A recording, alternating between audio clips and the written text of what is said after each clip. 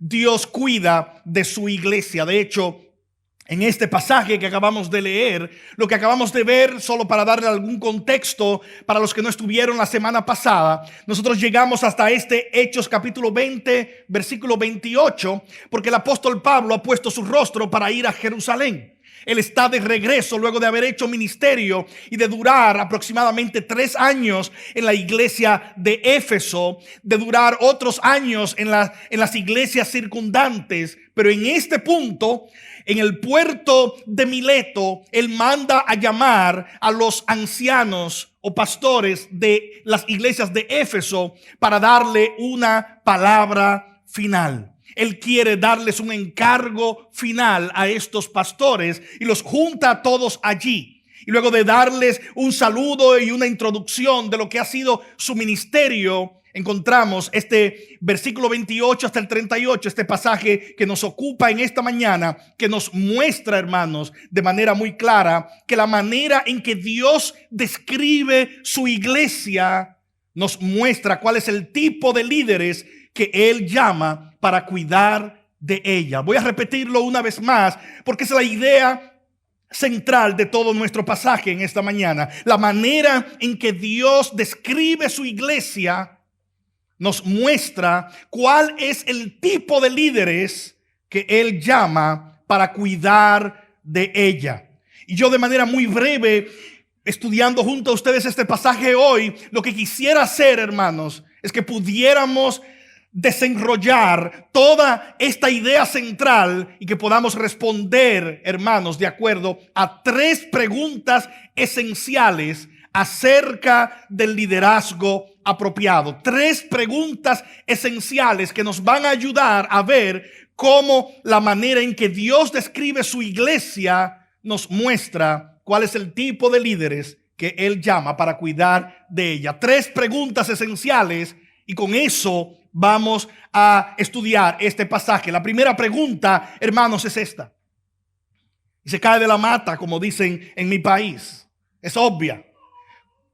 Si la manera como Dios muestra qué tipo de liderazgo debe tener su iglesia es describiéndonos su iglesia, la primera pregunta es lógica.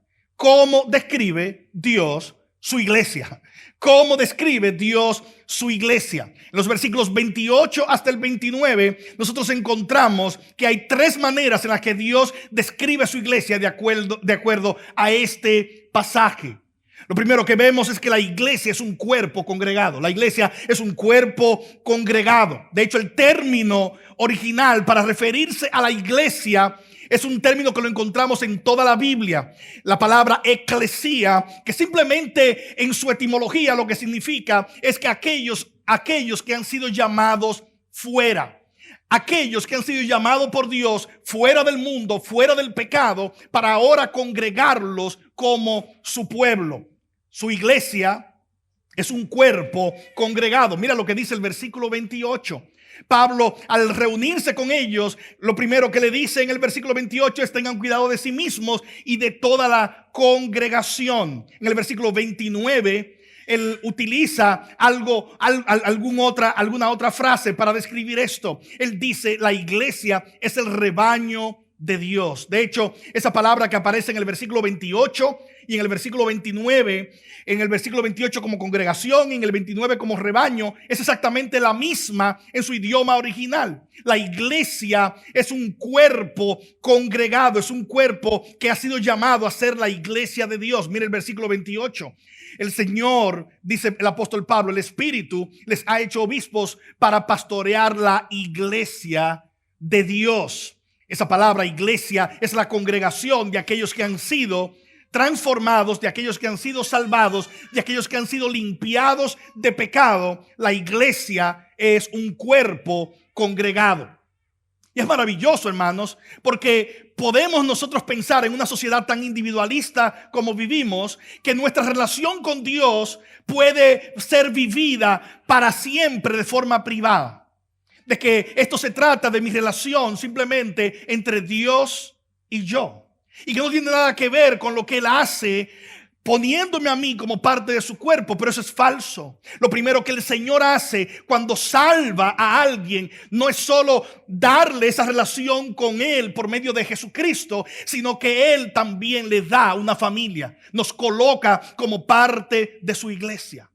De hecho, hace algunos instantes hemos visto cómo se ve ese inicio a través del cual Dios nos coloca como parte de un cuerpo. Le llamamos bautismo en agua. A través del bautismo, como acabamos de ver en las dos hermanas que han sido bautizadas en esta mañana, al proclamar su fe, ellas son bautizadas proclamando esa fe, pero son bautizadas para ser parte de la iglesia. De hecho, una de esas preguntas que hacemos cada vez que bautizamos es esta: ¿has dejado atrás tus pecados y te comprometes ahora a vivir como un seguidor o una seguidora de Cristo y como parte de su iglesia? Porque la iglesia es ese cuerpo congregado de creyentes que el Señor ha limpiado con su preciosa sangre. La iglesia es también, hermanos, de acuerdo a este pasaje, no solo un cuerpo congregado, es un pueblo comprado. Es un pueblo comprado, versículo 28. Cuando Pablo le dice a estos líderes a quienes él juntó allí, le dice en medio de la cual el Espíritu Santo les ha hecho obispos, luego le dice para pastorear la iglesia de Dios, la cual él compró con su propia sangre.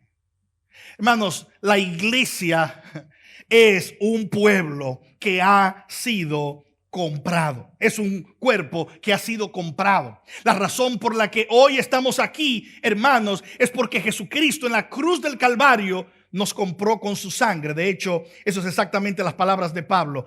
La iglesia de Dios, la cual Él compró con su propia sangre.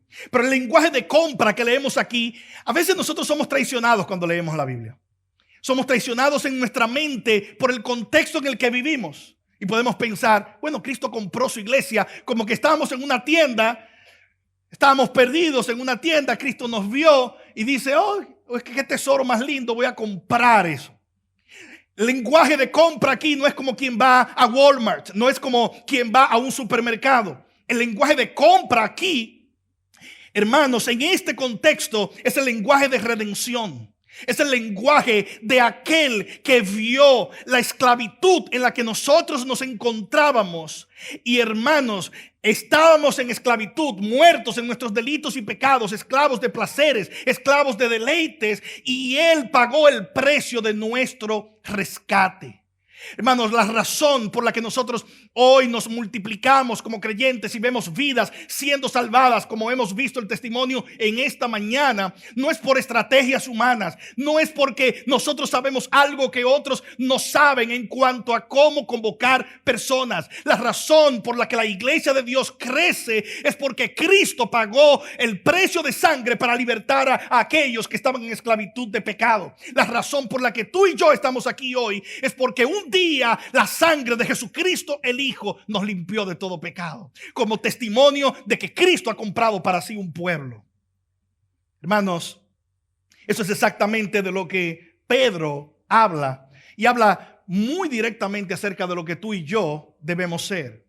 En primera de Pedro capítulo 1 versículo 18 hasta el 19, Pedro es otro de los apóstoles, pero él tiene exactamente la misma afirmación que hacernos. De hecho, hay un desafío al nosotros decir que Cristo nos ha comprado. Versículos 18 y 19 de primera de Pedro 1, Pedro dice: ustedes saben que no fueron redimidos de su vana manera de vivir, heredada de sus padres, con cosas perecederas como oro o plata, sino con sangre preciosa, como de un cordero sin tacha y sin mancha, la sangre de Cristo. Hermanos, el propio Juan el apóstol, en el último libro de la Biblia, Apocalipsis, cuando Juan tiene aquella visión y ve personas que él probablemente no puede identificar por sus rasgos fenotípicos, porque son diferentes probablemente de él, Juan escucha algo en esa visión, hermanos, que debe impactar nuestros corazones acerca de la obra gloriosa de Cristo. Apocalipsis 5:8 dice: cuando tomó el libro, esta es la visión de Juan, los 4 seres vivientes Y los 24 ancianos se postraron delante del Cordero, delante de nuestro Señor Jesucristo. Cada uno tenía un arpa y copas de oro llenas de incienso, que son las oraciones de los santos. Y cantaban un cántico nuevo diciendo: digno eres de tomar el libro y de abrir sus sellos, porque tú fuiste inmolado y con tu sangre compraste para Dios gente de toda tribu, lengua, pueblo y nación. Hermanos, la razón que nosotros tengamos aproximadamente 15 naciones representadas en media nuestra es por causa de que Cristo ha comprado gente de toda lengua, tribu, nación, dentro de la que se incluyen diversas naciones de Latinoamérica. Gloria a Dios por nuestro Salvador. ¿Cómo debemos vivir si somos un pueblo comprado? Primera de Corintios 6:20. Primera de Corintios 6:20. Porque han sido comprados por un precio. Por tanto, glorifiquen a Dios en su cuerpo y en su espíritu, los cuales son de Dios. La iglesia es un pueblo comprado. Pero la iglesia no es solo un cuerpo congregado y un pueblo comprado. La iglesia es un rebaño que debe ser cuidado. La iglesia es un rebaño que debe ser cuidado. De hecho, la manera en que Dios describe su iglesia nos muestra cuál es el tipo de líderes que Él llama para cuidar de ella. Esa es la idea central de todo el pasaje. Verso 28 y verso 29, la misma palabra aparece allí, aunque ha sido traducida en el versículo 28 como congregación, en el versículo 29 como rebaño. Es exactamente la misma palabra que puede ser traducida como grey, como rebaño. Somos el rebaño del Señor. Hermanos, la iglesia es ese rebaño del Señor.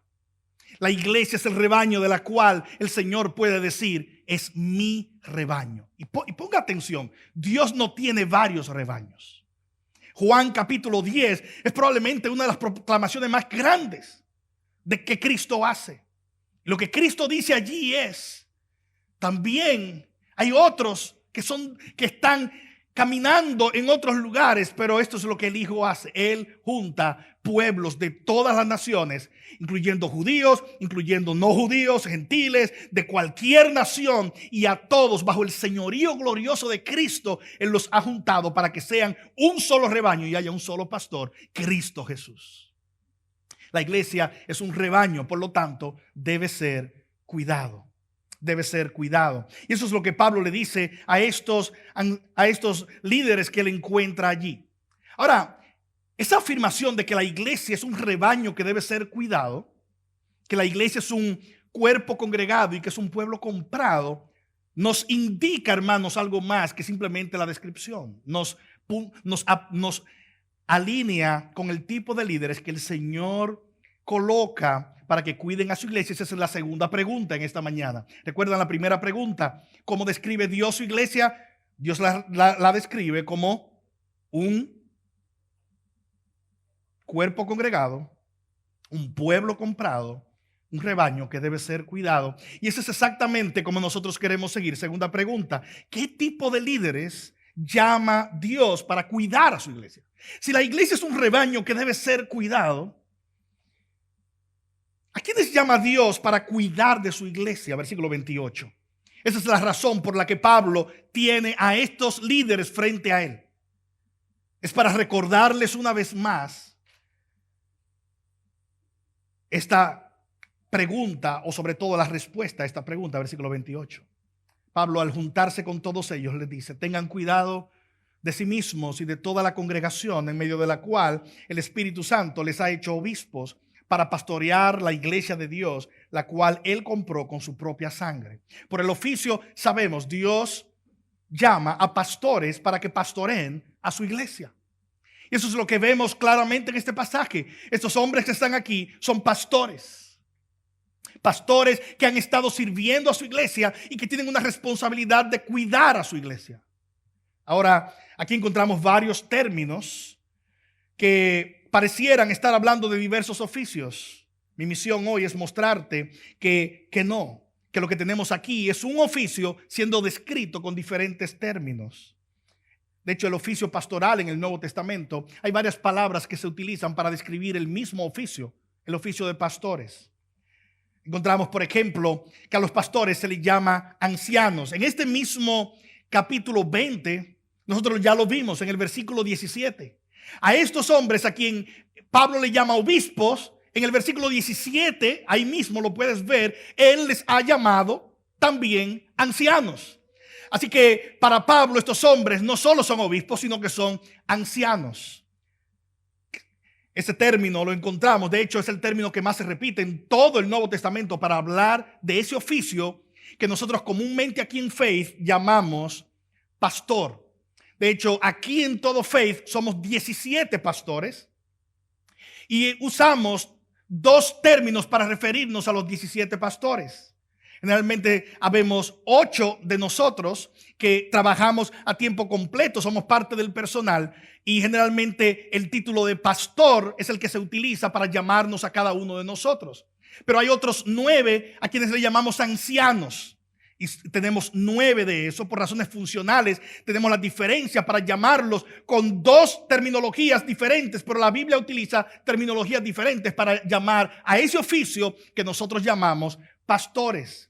Nos gusta decir, y hemos estado hablando durante toda esta semana al estudiar este texto para proclamarlo hoy, nos gusta decir que los pastores son ancianos porque la Biblia dice que ellos son ancianos y que los ancianos también son pastores. Así que somos 17 pastores o ancianos, como queramos llamarlo. ¿Por qué ancianos? ¿De dónde viene ese término anciano? Es un término que viene desde el Antiguo Testamento y probablemente está aludiendo a la madurez espiritual de esos a quienes el Señor llama para liderar sobre su iglesia. Así que cada vez que usted ve el término anciano adjudicado a líderes en el Nuevo Testamento, está hablando exactamente de lo que nosotros le llamamos pastor. No está hablando de su edad, está hablando de su madurez espiritual. Otro término que vemos aquí es el término obispo. Es un término que casi no lo utilizamos en medio nuestro, pero es exactamente otra de las maneras en que el Señor llama a los pastores, obispos. Probablemente tiene que ver más con la función, porque el término obispo significa alguien que vela. Y esa es una de las funciones de los pastores, es velar por las vidas, velar lo que ellos están aprendiendo de la palabra, velar por su crecimiento espiritual, velar para que ellos sigan creciendo como familia, como individuos, en forma de presentarlo como una iglesia santificada por el Espíritu de Dios. Obispo es el término que significa su sobreveedor, alguien que vela, alguien que guarda. Otro término que se utiliza para pastor es pastor. De hecho, el término pastor está tomado de una ilustración muy clara del rebaño. Y es como Pablo le dice aquí, versículo 28, el Señor los ha hecho obispos para pastorear. De hecho, los ha hecho pastores para que también sean obispos. Son términos que se utilizan de forma intercambiable. El término pastor habla de la responsabilidad de este hombre a quien Dios ha llamado, o de estos hombres que el Señor ha llamado, de alimentar el rebaño con la santa y bendita palabra de Dios. No puede haber cuidado pastoral si no hay proclamación seria y honesta y sincera y clara y verdadera de la palabra del Señor. Esa es la mayor responsabilidad de un pastor. De hecho, en Hechos capítulo 6 se describe como predicar la palabra y orar por su pueblo, por el pueblo del Señor, a quien sobre el que él ha sido puesto para servirle. Ancianos, obispos, pastores. De hecho, hay un cuarto término que se utiliza en la Biblia para referirse a los pastores. De hecho, cuando usted lo vea en su Biblia, probablemente los traductores han tomado la decisión de traducirlo incluso como pastores, pero en el término original, en el texto original, es la palabra hegeomai, que significa líder o guía. Aparece en Hebreos capítulo 13, versículo 7 y versículo 17. Aparece simplemente en dos versículos y allí de forma muy clara, con implicaciones directas, diciéndole a esos pastores que ellos han de dar cuenta por aquellos que el Señor ha colocado bajo su cuidado y bajo el servicio de estos hombres. Así que cada vez que usted ve en las Escrituras anciano, obispo, pastor o líder, como aparece en Hebreos 13, 7 y 17, se está refiriendo al mismo oficio, al oficio pastoral. ¿Qué tipo de líderes llama Dios para cuidar a su iglesia? Él llama líderes que sean maduros espiritualmente, ancianos, que velen por la iglesia, obispos, que alimenten con la palabra de Dios a la iglesia como el rebaño de Dios, pastores, y que puedan guiar esa iglesia conforme a la voluntad de Dios. Líderes. 4 términos refiriéndose a al mismo oficio, al oficio de pastor. Y Pablo entonces puede dirigirse a ellos como lo hace como ancianos, como obispos y como aquellos que han de pastorear la iglesia. Ahora, eso nos lleva a una tercera pregunta que es con la que nosotros debemos concluir este sermón de hoy. Y probablemente, hermanos, sea la parte más densa y más profunda de todo este pasaje. ¿Qué se espera de un pastor? ¿Qué se espera de un pastor? Es la tercera pregunta. Y no es cualquier pregunta. Es una pregunta seria porque, hermanos, yo lo digo aquí, yo doy gloria a Dios por cada una de sus vidas. Doy gloria a Dios por cada uno de sus miembros, de los miembros de Faith. Doy gloria a Dios por cada uno de nuestros miembros aquí en Faith en Español. Esta semana, hermanos, serán presentados 11 nuevos miembros en nuestra reunión del día 18 en la noche. 11 nuevos miembros. Hermanos, y solo mirar hacia atrás y ver multiplicado casi por 12 en un año, hermanos. El fruto aquí es algo que nosotros no podemos tomar crédito de eso. Es una obra gloriosa de Cristo transformando, trayendo muchas de sus vidas y transformándolas con el poder del evangelio. Así que damos gloria a Dios por eso. Pero es importante la membresía, hermanos. Yo hablo de miembros porque los miembros son aquellos a los que los pastores hemos sido llamados a cuidar.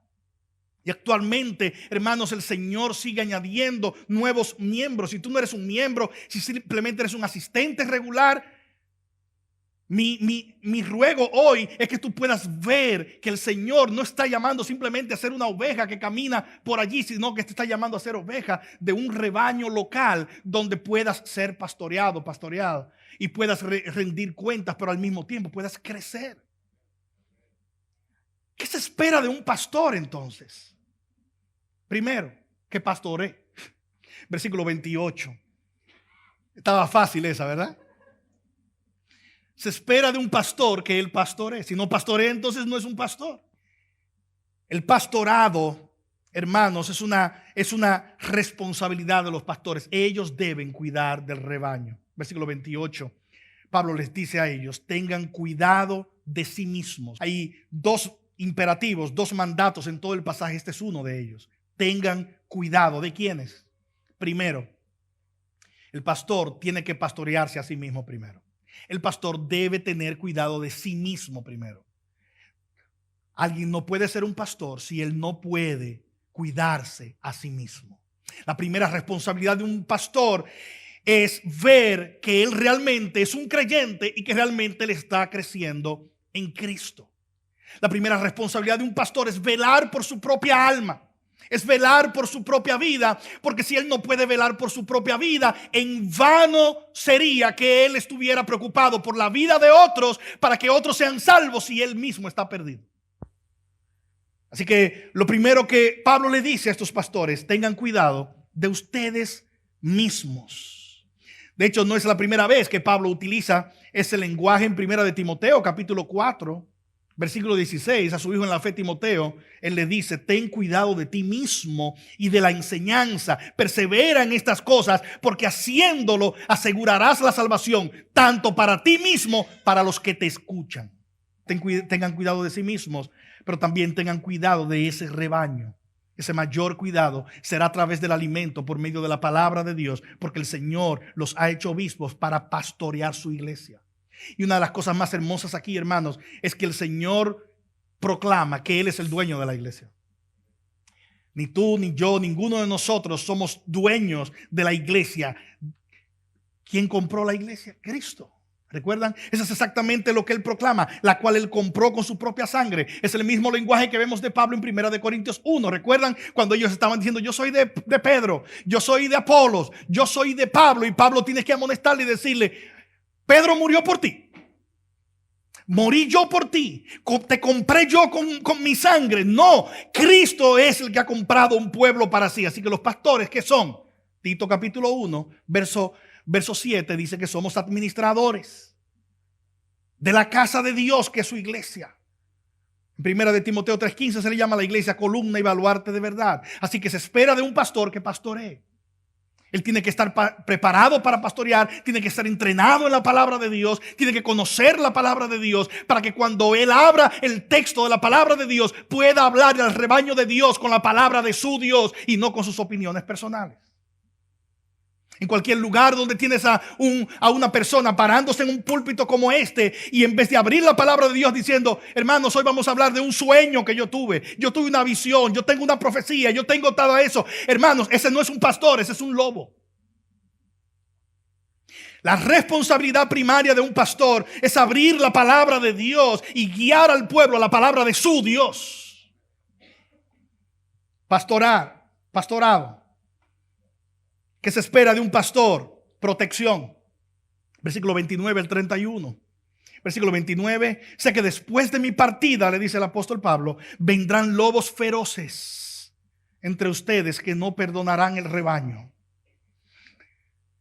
También de entre ustedes mismos se levantarán algunos hablando cosas perversas para arrastrar a los discípulos tras ellos. Hermanos, una de las responsabilidades de un pastor es brindar protección a la iglesia del Señor. Es usar la palabra de Dios no solo para instruir, sino también para corregir, para amonestar y para discernir lobos feroces o falsos hermanos que se insertan tratando de destruir el rebaño, tratando de destruir la unidad de la iglesia. Hermanos, nosotros no vamos a hacer la excepción de eso. Tristemente, yo tengo que informarles que los lobos feroces tratarán de destruir cualquier rebaño donde el Señor se mueve. Tenemos un enemigo, estamos en una batalla espiritual y me gustaría decirle, hermanos, de que nunca vamos a ver un falso maestro que quiera distraer a algunos de ustedes. Que nunca tendremos un falso hermano que trate de romper la unidad de Faith en Español o de la iglesia. Me gustaría decirle, hermano, esto va a ser de gloria en gloria desde aquí hasta el final y todo será color de rosa porque no tendremos a nadie tratando de corromper la iglesia. Me gustaría decirlo, pero en las escrituras no encontramos eso. Satanás siembra cizañas y por la historia de la iglesia vimos como lobos feroces, como en Éfeso. Pablo profetiza aquí como iba a pasar en Éfeso y de hecho pasó. La segunda carta de Pablo a Timoteo está escrita por eso. Hermanos, pasa. Pero la tarea de un pastor y la tarea del liderazgo es siempre proteger el rebaño del Señor que pertenece a Cristo. Y la manera como eso comienza a hacerse es siendo edificados en la palabra y desarrollando discernimiento espiritual. Una de los dones más importantes en un pastor es el discernimiento. Un pastor sin discernimiento es un peligro a la luz pública. Porque si tienes un líder que a las ovejas le llama lobos y a los lobos le llama ovejas, al final termina todo el mundo siendo devorado. Así que una de los requisitos número uno de un pastor es poder discernir cuando hay verdadera salvación o cuando simplemente hay apariencia de piedad, pero que con los hechos la persona está negando la eficacia de ella. Pablo le dice eso a Timoteo. Enseña la palabra, amonesta, redarguye. Porque vienen tiempos donde habrá falsos que tratarán de dañar el rebaño. Eso es la advertencia que él les da a ellos. Hermanos, no se confunda, los lobos no siempre sacan los dientes. Jesús habló de lobos vestidos de ovejas. No siempre quien crea desunión o que trata de romper la unidad de la iglesia viene criticando de forma clara. A veces viene simplemente con un secretito. Yo no sé si tú has visto. No sé, son cosas mías. Es para que oremos nada más. Los lobos, hermanos, utilizan diversas estrategias. Romanos 16 nos habla de algunos de esos. Versos 17 y 18, Romanos 16 dice: les ruego, hermanos, que vigilen a los que causan disensiones y tropiezos contra las enseñanzas que ustedes aprendieron y que se aparten de ellos, porque los tales son esclavos, no de Cristo nuestro Señor, sino de sus propios apetitos. Y por medio de palabras suaves, ¿está ahí? ¿Ve?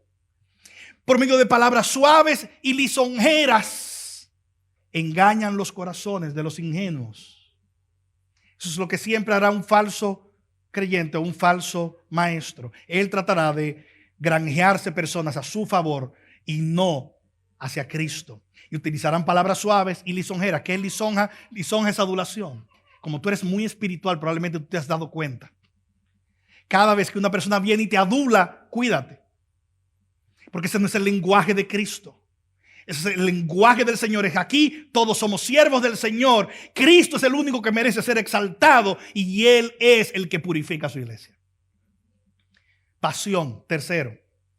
Un pastor pastorea, protege y tiene pasión. Fíjense cómo Pablo les dice. Dice, recordando que por 3 años, de noche y de día, no cesé de amonestar a cada uno con lágrimas. Esa es la pasión, hermanos, y el amor por las almas. Hermanos, los pastores lloramos por las vidas. Y no lloramos por las vidas simplemente por llorar, simplemente porque la compasión del Señor contriñe nuestros corazones.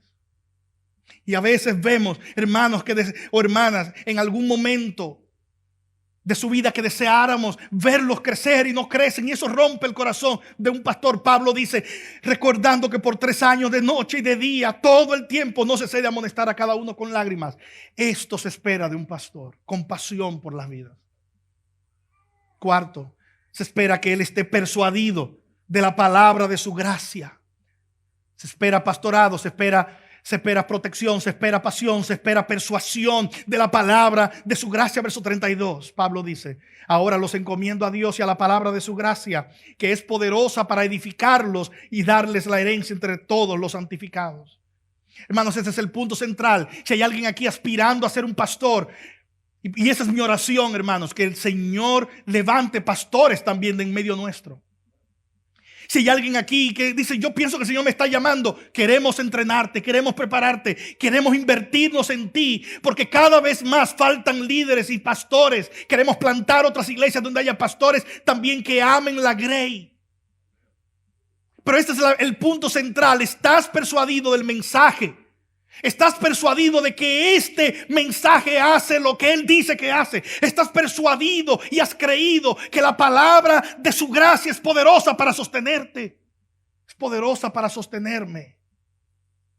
Hermanos, porque hay momentos y habrá momentos en la vida de un pastor en la que él puede estar buscando su edificación, su gozo, su alegría en la congregación o en otros líderes. Y cada vez que él haga eso va a ser frustrado, porque el único que puede dar gozo, paz, es Cristo Jesús. Y el pastor tiene que recordar eso también. Pablo le dice, ahora los encomiendo a Dios y a la palabra de su gracia, que es poderosa para edificarlos y darles la herencia entre todos los santificados. Y aunque tú no seas un pastor, es lo mismo para ti. La palabra de gracia es la única que te va a poder sostener. El mensaje del evangelio es el único que te va a poder sostener, porque es el único que es poder de Dios para salvación y santificación de su pueblo. Habrá momentos oscuros en tu vida, en tu vida, en tu vida, en tu vida, en mi vida. Los momentos oscuros llegarán, pero el Señor ha prometido sostener a su pueblo, que es su rebaño. Lo sostendrá allí. Tú tienes que recordar eso, los pastores tenemos que recordar eso. Todo pastor debe recordar que la palabra de su gracia es poderosa para edificarlo a él y darle herencia ante los santificados. Hace más de 10 años tuve una conversación con un pastor norteamericano en República Dominicana, y hablando con él, ese hombre con lágrimas en sus ojos me dijo, el Señor tuvo que restaurarme porque estaba en el ministerio, y aún estando en el ministerio estaba seco. Dice él, me vi tomando la Biblia y usarla como un instrumento de trabajo en vez de un alimento para mi propia alma. Líder que estás aquí, hombre llamado por Dios al ministerio, mujer llamada por el Señor. La Biblia no es solo un instrumento que tú utilizas para darle lecciones bíblicas a tus hijos. La Biblia es el alimento tuyo. La Biblia es el alimento mío. Todos nosotros dependemos de la palabra, de la gracia del Señor para ser edificados y recibir herencia entre los santificados. El pastor se espera que tenga prodigalidad. Versículo 33 al 35. Pablo dice, ni la plata, ni el oro, ni la ropa de nadie he codiciado. Ustedes saben que esas manos me sirvieron para mis propias necesidades y las de los que estaban conmigo. En todos les mostré que así trabajando deben ayudar a los débiles y recordar las palabras del Señor Jesús, que dijo, más bienaventurado es dar que recibir. Pablo ahí enfatiza 2 cosas. El pastor nunca debe ser codicioso de ganancias deshonestas, algo que dice 1 de Timoteo 3 como una cualificación pastoral. Y segundo, un pastor no hace lo que hace por dinero. Un pastor no hace lo que hace por dinero. Damos gloria al Señor cuando tenemos una iglesia que, como dice la Escritura, puede sostenernos, como lo hace esta iglesia con nosotros los pastores. Hermanos, pero si aún no pudiera sostenernos la iglesia, eso no haría que nosotros abandonáramos el llamado que tenemos de Dios, porque no hacemos esto por dinero. Lo hacemos con el corazón para servir al pueblo del Señor. Prodigalidad, generosidad, piedad es lo último que se espera de un pastor, de acuerdo a este pasaje. Verso 36. Cuando Pablo terminó de hablar, se arrodilló y oró con todos ellos. Hermanos, la piedad y la devoción es saber que el Señor sostiene a su pueblo. Los pastores no sostenemos la iglesia. Dios sostiene su iglesia y utiliza a los pastores para cuidar de ella. ¿Cómo respondió esta congregación, hermanos? Hermanos, para mí es imposible llegar a este pasaje, a este final de este pasaje sin ser conmovido. Versículos 37 y 38. Dice que comenzaron todos a llorar desconsoladamente. Y abrazando a Pablo, lo besaban. Estaban afligidos especialmente por la palabra que había dicho de que ya no volverían a ver su rostro, y lo acompañaron hasta el barco. Hermano, este es un grupo de hombres que valora la inversión de este hombre en sus vidas. Este es un grupo de hombres que sabe que Pablo fue un don de Dios para ellos, que la razón por la que ellos hoy estaban sirviendo en el ministerio era porque Dios había puesto a este hombre arriesgando su vida, arriesgando todo, teniendo el mundo por basura para invertir su vida en ellos. Y en agradecimiento ellos no saben ni siquiera cómo despedirse de él cuando él le dice: si es como yo sospecho y como el Espíritu parece estar rumorando, no nos volveremos a ver en esta tierra, y la próxima vez que nos veremos será en el cielo. Hermanos, esto traspasó el corazón de ellos. Su agradecimiento y su valoración del ministerio de Pablo. Hermanos, esto es lo que se espera de la iglesia. Se espera mucho de un pastor, pero también se espera de la iglesia. Se espera que la iglesia valore a sus pastores. Las lágrimas de ellos expresan ese valor. Valoremos a los pastores fieles mientras el Señor los tiene con nosotros, porque no hay garantía que estarán toda la vida contigo. No hay garantía que estarán toda la vida en la misma congregación. Nuestra oración, hermanos, es que el Señor pueda ayudarnos como pastores a amar la congregación, pero al mismo tiempo que la congregación pueda, recibiendo ese amor, ser recíproco en ese amor y en esa valoración. Ore por sus pastores. Oren por sus líderes. Oren por sus familias. Sean de bendición en sus vidas a través de la intercesión y expresando su amor por ellos. Eso es lo que vemos aquí. Eso es lo que el Señor ha diseñado que sea al ver la iglesia como su rebaño. Hermanos, doy gloria al Señor por darme el privilegio de pastorear esta congregación. Y doy gloria a Dios por contarme como uno de los pastores aquí en Faith. Pero nuestro mayor regalo ni siquiera es el pastorado. Nuestro mayor regalo es, como dice 1 de Pedro 5. Con esto termino. Cuando aparezca el príncipe de los pastores, ustedes recibirán la corona inmarcesible de gloria. Hermanos, no hay nada que un ser humano pueda darle a un pastor, amor, cariño, que sea más grande que lo que Cristo le ha dado. Hermanos, que podamos depender del Señor. Y si tú no estás en Cristo hoy, que tú puedas encontrar primero al pastor de los pastores, que es Cristo, y venir a Él. Vamos a orar.